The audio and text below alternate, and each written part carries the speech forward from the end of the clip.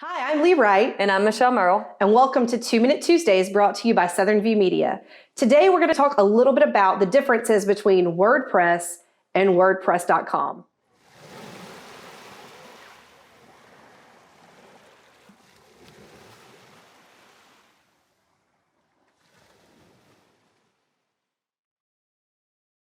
So WordPress.com has become a bad word in our office because it gives WordPress a bad name.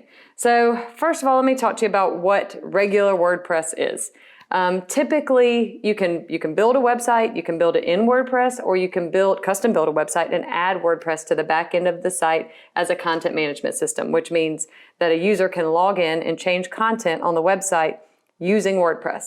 So when we build in WordPress, we custom design the site, our front-end developer, and then it gets sent over to our other developer who actually builds out the entire site using code, and then we add WordPress to the back end so our users and clients can make changes to the site without having to read code.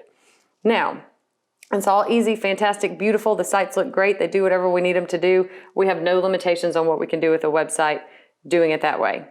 What gives it a bad name is WordPress.com. So WordPress.com is, I say it's not a website. Technically, it could be a website, but in my opinion, it's not.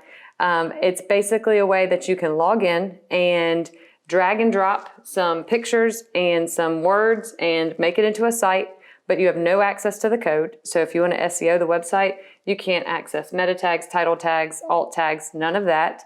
You can't, the code tends to be very large and can take a long time to load, and you can't go in and streamline that code, which is something else Google wants when you're trying to SEO a site. Also, a lot of times they aren't mobile friendly because it's not a developer that's actually building it. It's just somebody that wants to drag and drop. So you go to look at one of these WordPress.com sites on your phone, and it just isn't formatted correctly and it's difficult to use. There are rumors that you don't own the content on WordPress.com platforms. I've heard that, I've seen that, I've read that. I don't know how true that is, but there are rumors that if you build a site on WordPress.com, you don't own the content. Another thing is you have to pay monthly for WordPress.com if you want to have a domain that doesn't have WordPress in it. So for example, if we had a WordPress.com site, it would have to be southernviewmedia.wordpress.com instead of just southernviewmedia.com unless I paid a fee.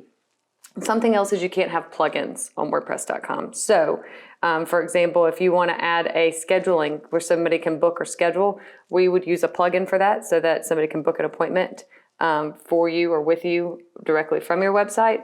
That's just an example of one of the plugins you cannot put or use with WordPress.com. So hopefully that kind of explains the difference between regular WordPress and WordPress.com. There are a lot of questions about it, and I hope we addressed that for you today.